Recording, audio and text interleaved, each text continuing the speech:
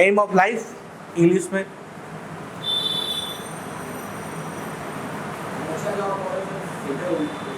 अच्छा सेटल होने के लिए। गुड। और अंकित?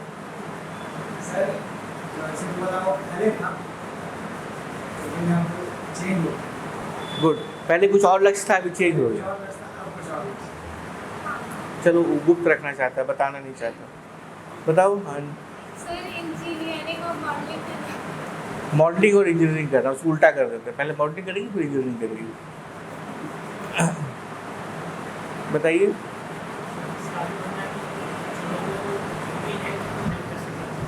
कुछ ऐसा बनाए जो दूसरों को हेल्प कर सके। Very good. तो हम लोग ने देखा कि हम लोग सब लोग के जीवन का लक्ष्य अलग अलग है, यानी कि कॉमन लक्ष्य नहीं है किसी का भी। तो जब किसी महात्मा के पास, यानी कि सब्जेक्टिव साइंटिस्ट के पास जाके पूछा गया, ये सब टर्म आप लोग के बीच में यूज किए हुए हैं पहले से, जो लोग हमारे साथ पहले से हैं,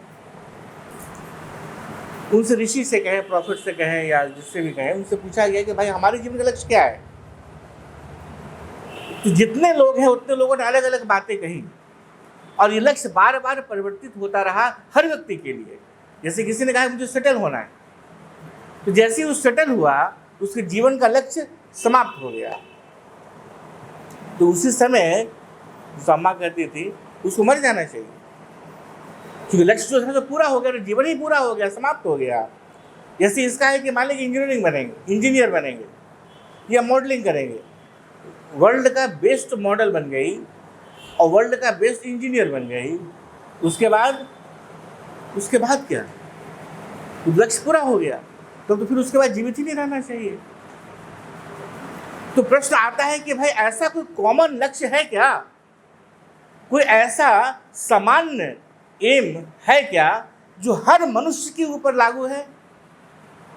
जैसे हम लोग निकालते हैं ना एलसीएम और क्या निकालते हैं, एचसीएफ, क्या होता है वो लोएस्ट कॉमन, हमको उतना गणित नहीं आता, एचसीएम भी कुछ ऐसा ही होता है। यानी बहुत सारे अंक है, उसमें कोई एक ऐसा है जो कॉमन है सब में, है ना। तो क्या जो इतने लक्ष्य है तुम लोग का सबके अलग अलग, क्या कोई ऐसा लक्ष्य है जो सब में विद्यमान है, कॉमन है? ये शोध का विषय था अध्यात्म का। क्या कोई ऐसा लक्ष्य है हमारा जो हम कह सके कि भाई हमारा लक्ष्य है जो कुछ भी हो, लेकिन उसमें ये अंतर्निहित है? जरा हिंदी में नहीं हो जाती है अंतर्निहित, मतलब उसके अंदर वो समाया हुआ है। एक बार हम रिक्शा पर बैठे, उसको बोले कि भाई हमको समरहर नाले ले चलो। तो बोला भैया कहाँ जाइएगा? हम बोले बस कुछ नहीं, व्यवहार न्यायालय के बगल में समरहर नाले है, वहाँ हमको ले चलो। तो मेरे साथ जो मित्र थे मुकुल, बोले भाई कलेक्ट्रेट चलना है। बोला ऐसा हिंदी में बोलिए ना महाराज। वो हाल है अभी आजकल का। तो इसलिए बोलते बोलते हमको बीच में रुकना पड़ता है कि ऐसा ना हो कि कुछ बात जो बोल रहे हो तो जा ही नहीं रही हो तुम लोग के अंदर। तो क्या कोई ऐसा लक्ष्य है जो लक्ष्य अलग अलग सब लोग के होने के बावजूद भी उसके अंदर वो लक्ष्य समाहित है, मौजूद है, एलसीएम की तरह, एचसीएम की तरह, कि बहुत सारे हो सकते हैं अंक, लेकिन उसमें एक ऐसा अंक है जो कॉमन है। जैसे हम लोग यदि 2, 4 और 6 रखते हैं यदि, तो उसका एलसीएम क्या होगा? 5, 12 होगा। अरे राम राम, दैट इज 2 होगा। कौन बोला? बताओ बेचारा शिवम सबसे ज्यादा तेज है मैथमेटिक्स। एलसीएम बोले भाई, एचसीएम नहीं बोले। तो क्या होगा उसमें? 2 सब में कॉमन है ना। 2, 4, 6 में क्या है? सबसे अधिक कॉमन क्या है? 2 है। यानी कि यदि कोई व्यक्ति कहता है कि मेरा लक्ष्य 2 है, कोई व्यक्ति कहता है मेरा लक्ष्य 4 है, कोई कहता है मेरा लक्ष्य 6 है, इस तीनों में एक चीज तो कॉमन है कि 2 सब में विद्यमान है ना। तो आखिर हमारा मूल लक्ष्य क्या है मनुष्य का? ये शोध का विषय था अध्यात्म का। ये पहला फैक्टर हो गया, क्लियर। दूसरा फैक्टर क्या था कि आखिर ब्रह्मांड जो है इसकी उत्पत्ति कैसे हुई?